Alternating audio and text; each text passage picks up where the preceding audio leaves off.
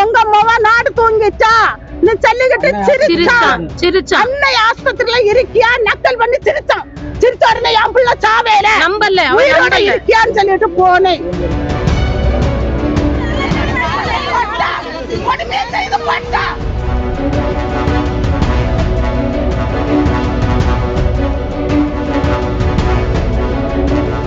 கன்னியாகுமரி மாவட்டம் கருங்கல் அருகே திக்கணங்கோடு பகுதியைச் சேர்ந்தவர் 26 வயது ஜெபிலா மேரி.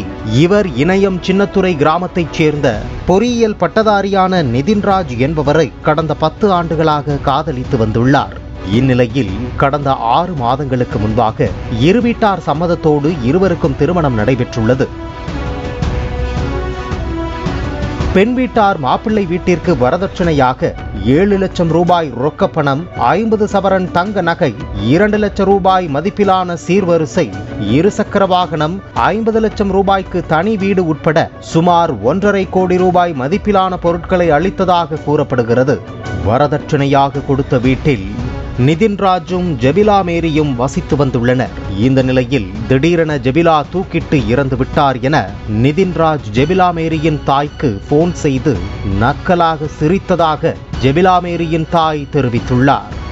இதனை கேட்டு அதிர்ச்சி அடைந்த பெண்ணின் தாயார் அங்கு சென்ற போது ஜெபிலா சடலமாக கிடந்தது தெரிய வந்துள்ளது. ஒரு 12:15 மணி இருக்கும்.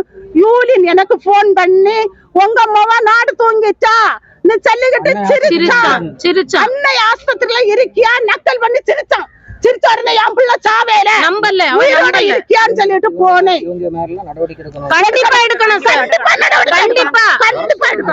இதனை அடுத்து பெண்ணின் தாயார் மாப்பிள்ளை நிதின்ராஜ் மற்றும் அவரது குடும்பத்தினர் மீது காவல் நிலையத்தில் புகார் அளித்தார்.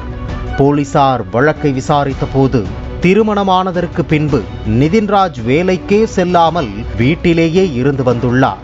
ஜெபிலா மேரி மட்டும் முட்டம் பகுதியில் உள்ள தனியார் மருத்துவக் கல்லூரி மருத்துவமனையில் வேலைக்கு சென்று வந்துள்ளார்.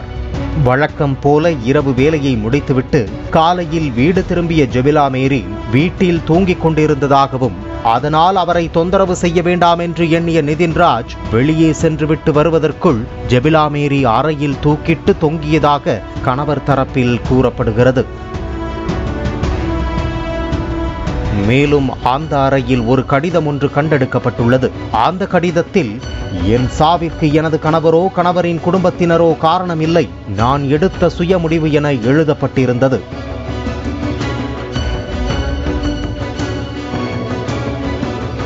சில நாட்களாக நிதின்ராஜும் அவரது குடும்பத்தினரும் ஜெபிலா மேரியிடம் வரதட்சணை கேட்டு கொடுமை செய்து வந்ததாகவும் இதை ஜெபிலா மேரி தனது தாயாரிடம் தெரிவித்ததாகவும் ஜெபிலா மேரியின் உறவினர்கள் தெரிவித்துள்ளனர். திருமணத்தின் போது கிட்டத்தட்ட 1.5 கோடி ரூபாய் அளவிற்கு வரதட்சணை கொடுத்திருக்காங்க. அந்த பொண்ணுக்கு வீட்டில இருந்து 50 லட்சம் ரூபாய்க்கு வீடு வாங்கி கொடுத்துருக்காங்க. 7 லட்சம் ரூபாய் கையில பணமா கொடுத்துருக்காங்க. ஒரு 2 2 வீலர் வாங்கி கொடுத்துருக்காங்க. அது போக 50 பவுன் நகை வரதட்சணையாக கொடுத்துருக்காங்க. இது மட்டும் இல்லாம திரும்ப இன்னும் பணம் கேட்டு அந்த பொண்ணை ரொம்ப கொடுமைப்படுத்தி இருக்காங்க. அந்த பையனுக்கு பொண்ணோட கணவருடைய வீட்டுக்காரங்க, பொண்ணுடைய பையனோட அம்மா, அப்பா, அவனுடைய அக்கா, சித்தி உட்பட 6 பேர் அந்த பொண்ணை ரொம்ப கொடுமைப்படுத்தியதாட்டு சொல்லியாங்க. அந்த பெண்ணின் கணவர் நிதின்ராஜ் மற்றும் அவரது குடும்பத்தினரை கைது செய்யும் வரை உடலை வாங்க மாட்டோம் என உயிரிழந்த பெண்ணின் உறவினர்கள் முற்றுகை போராட்டத்தில் ஈடுபட்டு வருகின்றனர். பிளே ஸ்டோர் மற்றும் ஆப் ஸ்டோரில் இருந்து பாலிமர் செயலியை QR கோடு மூலம் பதிவிறக்கம் செய்யுங்கள். செய்திகளை உடனுக்குடன் பெறுங்கள்.